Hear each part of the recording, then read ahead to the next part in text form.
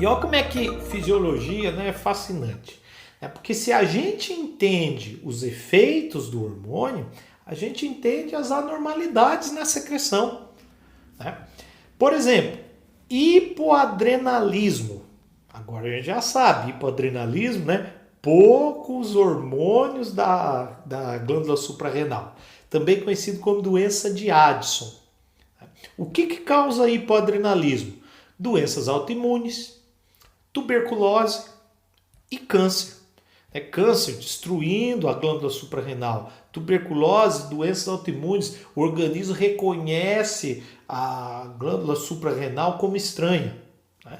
Tuberculose, ó, causando hipoadrenalismo. Hipoadrenalismo, fiz aqui algumas subdivisões. Tá?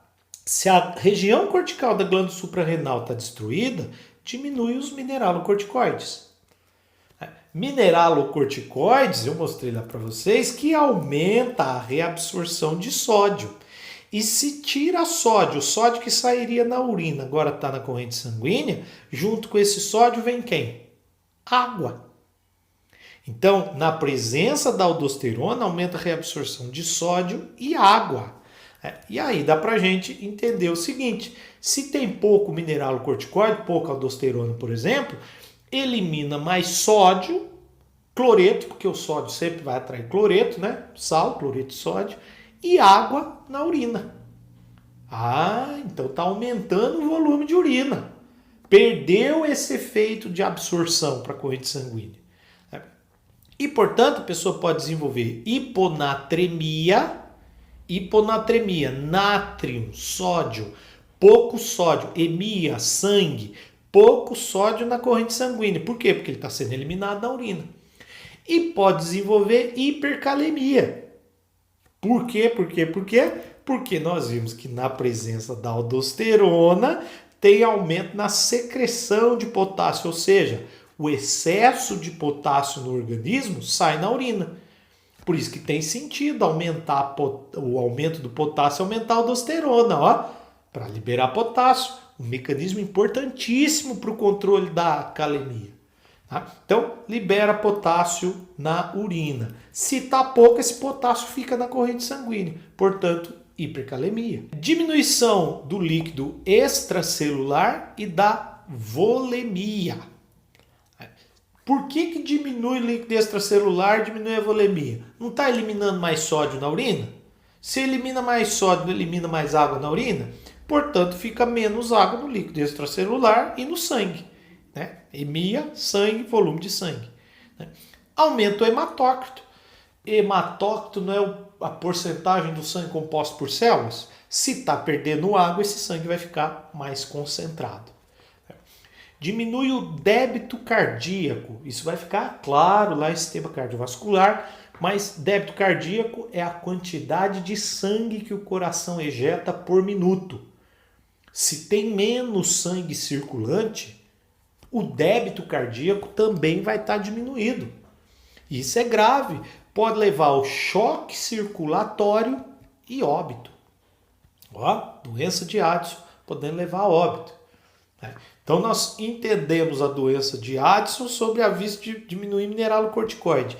E se diminui glicocorticoide? Os glicocorticoides não mobilizam proteína e gordura? Né? Então você tem diminuição dessa mobilização de proteínas e lipídios. Eles não são mobilizados. Lembra lá que tem catabolismo de proteína e de gordura para poder formar novas moléculas de glicose? Isso aqui está diminuído. E, portanto, diminui a gliconeogênese. A formação de glicose, preciso de aminoácidos, preciso de lipídios para ter a gliconeogênese. E com isso, menor mobilização de energia. O organismo tem menos energia para poder responder ao estresse, o que gera fraqueza muscular. Então, como é que o glicocorticoide é importante? Para a manutenção da vida. Aumenta a susceptibilidade ao estresse. Pessoa mais estressada. E você tem pigmentação por melanina. Por exemplo, aqui uma mucosa oral tá com pigmentação. Isso aqui é característica de doença de Addison.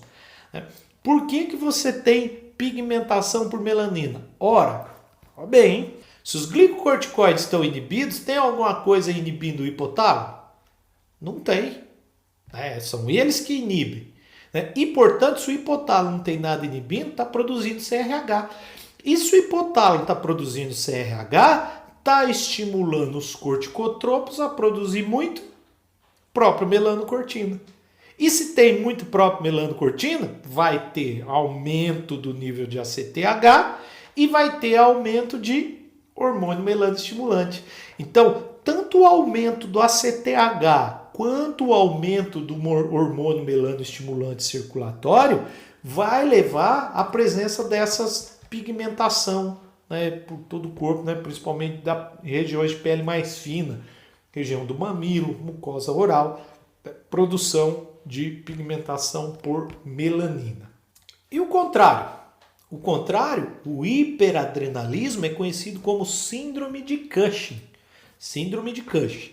A síndrome de Cushing nós podemos dividir em causas endógenas e causas exógenas. Exógenas é o que vem de fora. Quando que eu desenvolvo uma síndrome de Cushing exógena? Quando faz uso de muito glicocorticoide. Né? Por exemplo, pessoas aí que têm doenças autoimunes podem desenvolver uma síndrome de Cushing exógena. Às vezes é necessário. Às vezes a pessoa nem é doente, mas qualquer coisa toma corticoide, toma corticoide. Opa! Se não tomar os devidos cuidados, produz a síndrome de Cushing exógena. Significa que tem muito cortisol. E um detalhe. Se você coloca muito corticoide exógeno, vai aumentar o nível de glicocorticoide na corrente sanguínea.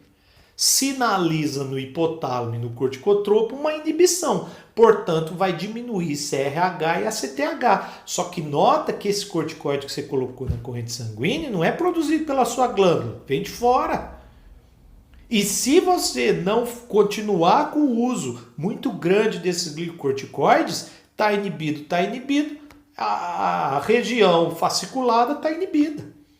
E se a região fasciculada do córtex da adrenal está inibido, não tem a produção de glicocorticoide. Lembra lá que uma célula que permanece muito tempo em desuso atrofia. Então, por isso que quando os corticoides são administrados, quando é para eles serem retirados, eles vão sendo retirados aos poucos. Algumas pessoas chamam isso de desmame. Então, tá lá, sei lá, uma dose de 10, depois vai para uma dose de 5, depois para uma dose de 2,5, depois dia sim, dia não. Por que tem que fazer esse desmame? Para ir aumentando aos poucos o CRH, o ACTH e voltar a estimular a região cortical da adrenal. Se para de uma vez, não tem agora nem o exógeno e nem o endógeno. Olha que detalhe interessante. Mais pessoas que fazem o uso de corticoide de forma indiscriminada pode levar a síndrome de Cushing exógena, síndrome de Cushing, hiperadrenalismo. E as causas endógenas? Sem dúvida nenhuma, a principal causa é um tumor na pituitária. Tem sentido? Ah, professor, tem sentido, agora tudo faz sentido. Porque se tem um tumor de hipófise, ou pituitária, tem aumento de ACTH.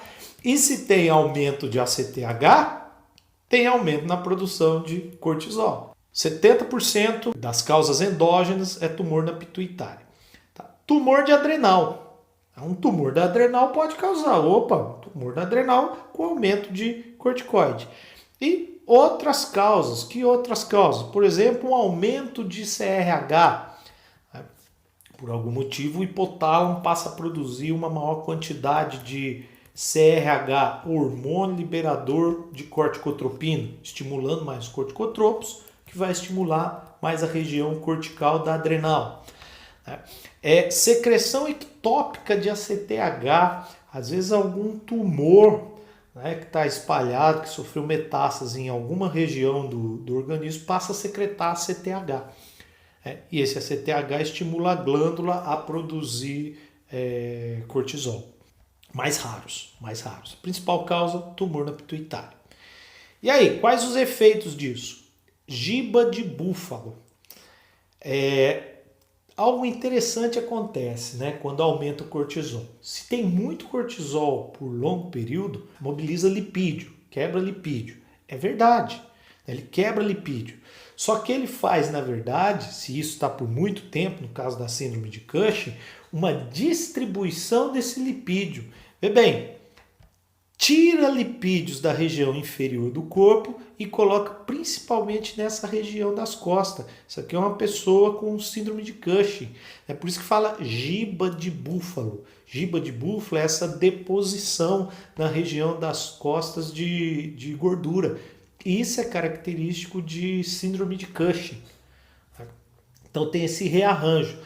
Nós não podemos esquecer o seguinte, o efeito do cortisol, aquele efeito do cortisol logo no período da manhã, lipolítico. Aí você vai, acorda, né, faz o que tem que fazer, come alguma coisa, bebe água, diminuiu o efeito do cortisol. Agora, pessoas que estão sempre sob efeito do cortisol, lipólise e mobilização de proteína. O cortisol diminui massa muscular. E se diminui massa muscular, diminui o metabolismo. Mais uma vez, né, associada aí fraqueza muscular. Né? Diminui a quantidade de glicose para o músculo sintetizar ATP e diminui proteína no músculo. Né? Então a pessoa passa a engordar. Né? Olha que coisa, né? Um efeito lipolítico inicial, se não for debelado, né, tem essa disposição. Face de lua cheia, bem característico, né? Que bem característico de pessoas com síndrome de Cushing. Hirsutismo. Hirsutismo é aparecimento de pelos na face. Tem sentido? Tem sentido. Hiperadrenalismo cortical da suprarrenal produzindo muito hormônio. Um dos hormônios, androgênio. Androgênio, hormônio masculinizante, pelo. Né? Hirsutismo. Hipertensão. O cortisol ele tem efeitos mineralocorticoides leves. As pessoas, a gente acredita que seja isso. Tá? Cortisol tem, o que quer dizer com efeito mineralocorticoide? Significa que aumenta a reabsorção de sódio e água. Se ele está muito aumentado, muito sódio, muita água no sistema cardiovascular, hipertensão. Aumento da glicemia. Né? Por quê? Porque se tem muito glicocorticoide, tem muita mobilização de lipídio e mobilização de proteínas teciduais. Então, mobiliza as proteínas teciduais. Opa, fraqueza muscular intensa, retira proteínas dos músculos. Supressão do sistema imune, menos proteínas para os órgãos linfóides, órgãos do sistema imune. Como é que eles vão construir a imunidade? Né? Estrias arroxeadas, opa, menor síntese de colágeno. Colágeno, proteína. Se aumenta a mobilização, retira a proteína desses tecidos, como é que vai sintetizar colágeno? Olha as estrias aí. Aumenta o aparecimento de estria. E osteoporose. Nós precisamos lá das proteínas também para poder sintetizar os ossos, né, de forma adequada. E aqui nessa imagem, uma pessoa que estava com síndrome de Cushing, nota, né, a face, né, face de lua cheia, né, bem característico. E aqui a pessoa que foi tratada da síndrome de Cushing. Tá? Geralmente o tratamento, né, retirada do tumor, e aí a pessoa melhora sensivelmente, né, dá pra gente ver bem a diferença, né, da pessoa com síndrome e sem síndrome. Ainda em relação às anormalidades na secreção adrenocortical, a gente tem o aldosteronismo primário. Vê bem, agora tem um aumento na produção de aldosterona, por exemplo, por um tumor na zona glomerulosa, a chamada síndrome de Kohn. Nota que agora é primário, significa que o problema está lá na glândula. Aqui você também tem um aumento de mineralocorticoides, tá? Mas é secundário, né? Secundário à síndrome de Cushing. No aldosteronismo primário, na síndrome de Kohn, a gente tem hipocalemia. Opa, a aldosterona aumenta a secreção de potássio, eliminação de potássio na urina. Se está muito aumentado, elimina muito potássio na urina. E essa eliminação de potássio na urina, se tem hipocalemia, pode levar a uma paralisia muscular. Nós precisamos de ter o nível de potássio, né, certinho na corrente sanguínea. Se tem pouco, paralisia muscular. Aumento na reabsorção de sódio, portanto aumenta líquido extracelular e aumenta a volemia. Aumenta o volume de sangue, aumenta o líquido entre as células, o que leva à hipertensão. E tumor adrenocortical, chamado de síndrome adrenogenital. Então, a síndrome adrenogenital, já dá para a gente imaginar o que é, né? Androgênios da região cortical, pode ser causado por um tumor adrenocortical. Quais são os sintomas da síndrome adrenogenital? Já dá para a gente imaginar que no homem adulto não tem grandes efeitos, né?